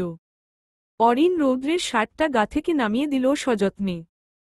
রৌদ্রের উন্মুক্ত লোমহীন বুক, চওড়া কাঁধ, ফুলে ফেপে থাকা মাসেলসগুলো দেখতে পেয়ে পরপর কয়েকটা শুকনো ঢোক গিলল মেয়েটা। রৌদ্র আর চোখে তাকিয়ে দেখল মেয়েটার অস্থিরতা। সে মুচকি হাসল। দুষ্ট কণ্ঠে বলল, যেটা পারো না সেটা করতে আসো কেন হানি? রৌদ্রের মুখে হুট করে তুমি ডাক শুনতেই বুকটায় একরাশ ভালো লাগায় ছেয়ে গেল অরিনের। সে লাজুক হাসল খানিকটা, পরক্ষণেই মুখে কপট ভাব এনে বলল, কে বলেছে আমি পারি না? আমি সব পারি। অরিনের এহেন আত্মবিশ্বাস দেখে ঠোঁট কামড়ে হাসে রৌদ্র। সে অরিনের কোমর চেপে ধরে খানিকটা এগিয়ে আনে তার দিকে। অরিন ভার হয়ে আসা চোখ দুটো কোনোমতে মেলে তাকিয়ে আছে রৌদ্রের পানে। রৌদ্র কেমন দুষ্ট কণ্ঠে বলল, আমার সামান্য বুক দেখেই কন্ট্রোল হারিয়ে ফেলো হানি, সেখানে বাকিটা দেখলে। উহু উহু। রৌদ্রের এমন লাগামহীন কথায় কান দুটো ঝা ঝা করে ওঠে অরিনের। ঈষৎ লোকটা কি ভয়ঙ্কর কথাবার্তাই না বলে। অরিন তৎক্ষণাৎ নিজের মুখটা নুয়ে ফেলে। লজ্জায় তাকাতে পারছে না মেয়েটা। ইস, এই মুখ বুঝি আজ আর দেখানো যাবে না কাউকে। রৌদ্র আলতো হেসে মেয়েটার নুয়ে রাখা মাথা বরাবর ঠোঁট ছোঁয়ায়। বেশ খানিকটা সময় নিয়ে শুধায়, তোর সকল লজ্জার অবসান আমার হাতে হোক সানশাইন। অরিন মাথা নিচু রেখেই লাজুক হাসল। কিয়তক্ষণ বাদেই কিছু মনে পড়ার ভঙ্গিতে সে রৌদ্রের হাতের বাঁধন থেকে সরে এল। ব্যস্ত হয়ে বলতে লাগল, দেখি আপনার পিঠটা আমার দিকে ঘুরিয়ে দাঁড়ান তো। রৌদ্র ভ্রু উঁচিয়ে চাইল অরিনের দিকে। ঠোঁট কামড়ে কিছু একটা ভেবে বলে, তোর দেখতে হবে না, আমি অন্য কাউকে দিয়ে ট্রিটমেন্ট করিয়ে নেব। না। এহেন উত্তর বুঝি মোটেও পছন্দসই হল না অরিনের। সে এক প্রকার গো ধরে বলতে লাগল, আমি না পারলেও আপনি আছেন কি করতে? আপনি আমায় শিখিয়ে দিবেন, আমি সেই মোতাবেক ঔষধ লাগিয়ে দেব। নাকি আমায় বিশ্বাস করতে পারছেন না আপনি?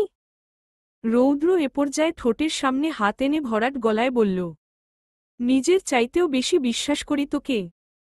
অরিন গালভর্তি হাসি দিল। বলল, তাহলে আর কি? চলুন, পেছনে ঘুরুন।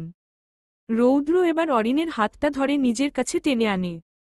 অরিনের কোমরে এক হাত রেখে অন্য হাত মেয়েটার গালে তুলে দৃঢ় কণ্ঠে বলে, আগে কথা দে, তুই ঘাবড়াবি না, ইভেন একটুও কাঁদবি না। যদি এমন কথায় রাজি থাকিস তাহলেই তোর হাতে ট্রিটমেন্ট নিব, আদারওয়াইজ নো। অরিন কিছুক্ষণ সরু চোখে তাকিয়ে রইল রৌদ্রের দিকে। পরক্ষণেই কি মনে করে যেন রাজি হয়ে গেল ফতাফত।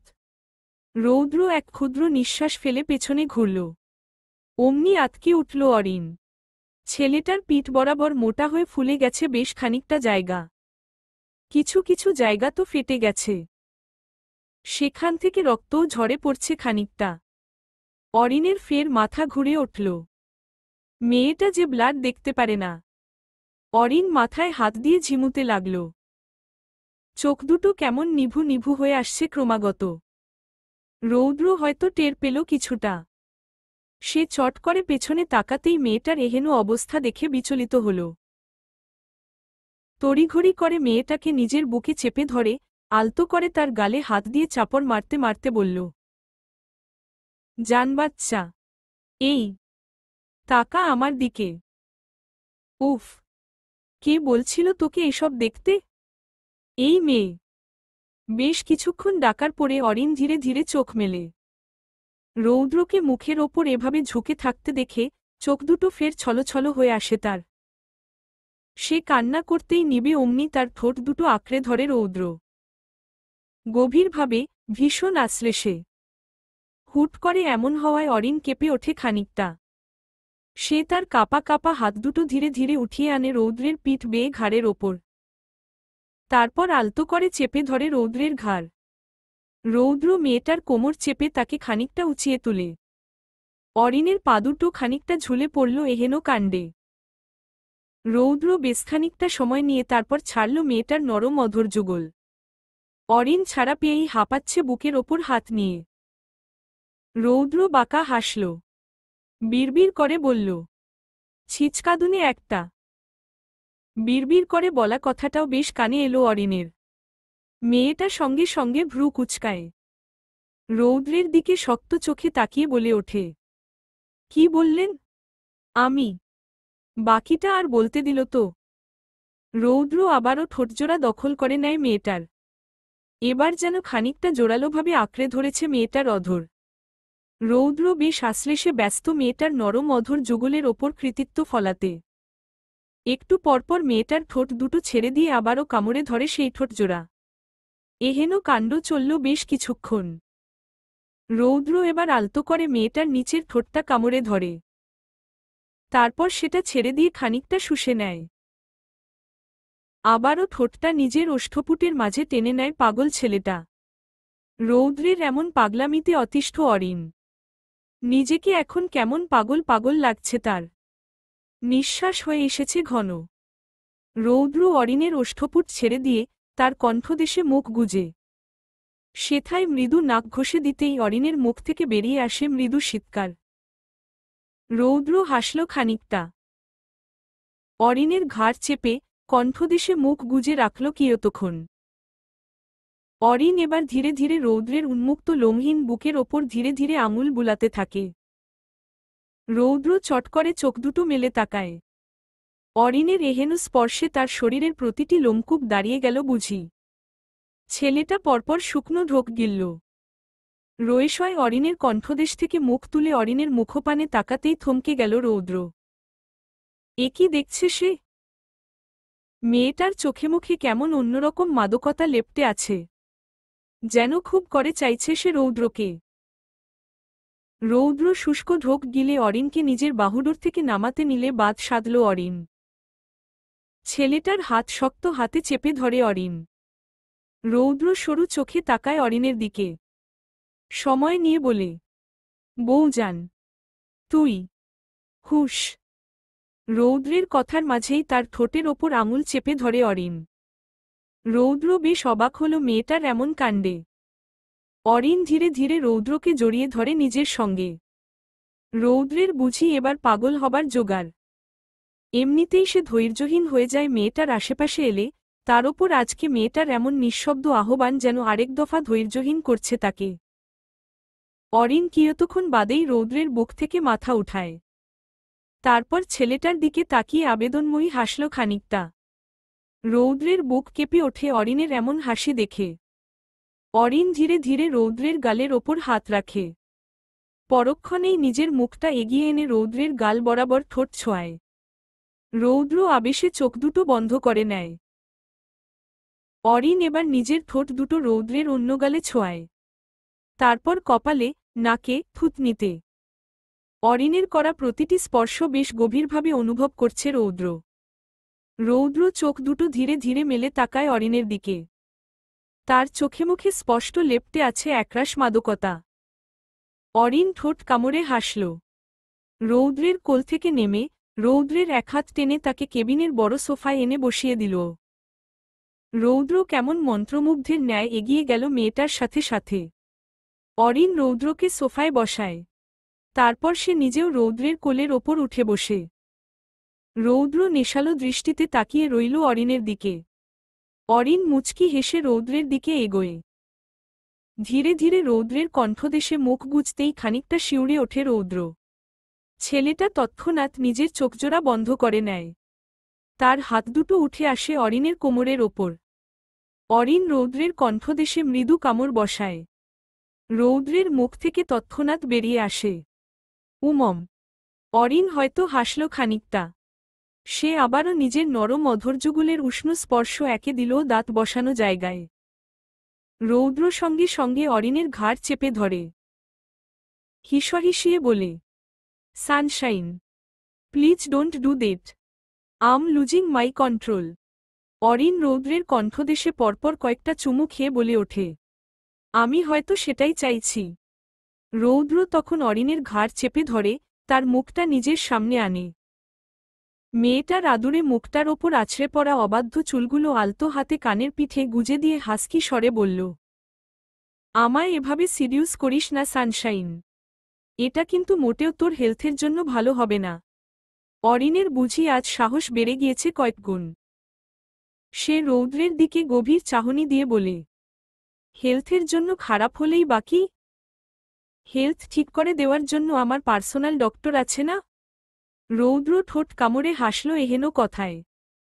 মেয়েটার গলা আলতো করে চেপে ধরে তার মুখটা নিজের মুখের একেবারে কাছাকাছি এনে হাসকি স্বরে বলল, বেশ সাহস হয়েছে দেখছি। ভয় লাগছে না তোর? অরিন চোখে হাসল খানিকটা। রৌদ্রের ঠোঁটের দিকে তাকিয়ে থেকে বলল, ভয় পেয়ে লাভ কি, যখন আপনাতেই আমার সকল গন্তব্যের অবসান। রৌদ্র গভীর চোখে তাকিয়ে রইল অরিনের পানে। কি বলল মেয়েটা? এত বড় একটা কথা এত সহজে মুখ ফুটে বলে দিল কিভাবে? রৌদ্র মুচকি হাসল। অরিনের কোমরটা আরেকটু চেপে ধরে বলল, আর 3টা দিন অপেক্ষা করতে পারবি না সানশাইন? অ্যাকচুয়ালি এখন এসব করাটা রিস্ক। এহেন কথায় মুহূর্তেই মুখের আদলে পরিবর্তন ঘটল অরিনের। সে চোখমুখ কুচকে তাকায় রৌদ্রের দিকে। বলে, কি রিস্ক? হ্যাঁ, রিস্ক হলেও আপনি আছেন তো, এতেই হবে আমার। রৌদ্র পড়ল আরেক বিপত্তিতে। সে মেয়েটার গালে আলতো হাত রেখে বলে, জান বাচ্চা, এমনটা করতে নেই কলিজা, ব্যথা লাগবে তো। অরিন বুঝি একদমই ইচ্ছুক না রৌদ্রের কোনরূপ কথা শুনতে। সে এক প্রকার গো ধরে বলতে লাগল, লাগুক ব্যথা, আপনি ঔষধ দিয়ে দিবেন। না কলিজা, এ ব্যথা সে ব্যথা নয়, এ ব্যথা বড় ব্যথা। অরিন ফের চোখমুখ কুচকে তাকায়। বলে ওঠে, কি খালি ব্যথা ব্যথা করছেন? এখন এসব বাদ দিন তো। এই বলে সে রৌদ্রের বুকে ঠোঁট ছোঁয়ায়। অমনি বেচারা রৌদ্র খানিকটা নড়েচড়ে ওঠে। অরিন থামল না। সে নিজের হাতটা রৌদ্রের প্যান্টের ওপর রাখতেই তৎক্ষণাৎ তার হাত দুটো চেপে ধরে রৌদ্র। ছেলেটা ঘন ঘন নিঃশ্বাস ফেলে বলতে থাকে, সানশাইন, প্লিজ থেমে যা। তুই এভাবে অধৈর্য হলে আমি কিভাবে ধৈর্য ধরে থাকব বল? প্লিজ একটু সামলা নিজেকে। অরিন তৎক্ষণাৎ রৌদ্রের হাত দুটো সরিয়ে দেয় নিজের হাতের ওপর থেকে। বলে ওঠে, কি সমস্যা আপনার? হ্যাঁ, প্রতিবার মাঝপথে এসে এমন নাটক করা মোটেও ভাল্লাগে না আমার। আচ্ছা সরি বৌজান, আর করব না কখনো। এবার থামো প্লিজ। অরিন ফের রৌদ্রের বুকের ওপর উঠে বসে ব্যস্ত গলায় বলে, আরেকবারও থামাতে আসবেন না আমায়। রৌদ্র উঠে বসে চট করে অরিনের হাত দুটো শক্ত হাতে চেপে ধরে বলে, প্লিজ সানশাইন, বোঝার চেষ্টা করো বৌজান। এখন আদর দিল ক্ষতি হবে তোমার? কোনো ক্ষতি হবে না, আমি জানি। এই আপনি হাতটা ছাড়ুন তো। রৌদ্র এবার ভ্রু কুচকায়। সরু চোখে তাকিয়ে বলে, তুই জানিস মানে? এই ডাক্তার কি আমি নাকি তুই? অরিন এবার বেশ খানিকটা ভাব নিয়ে বলে ওঠে, দেখুন, আপনি ভুলে যাবেন না আমি ডাক্তার না হলেও ডাক্তারের বউ। চলবে ইনশাআল্লাহ।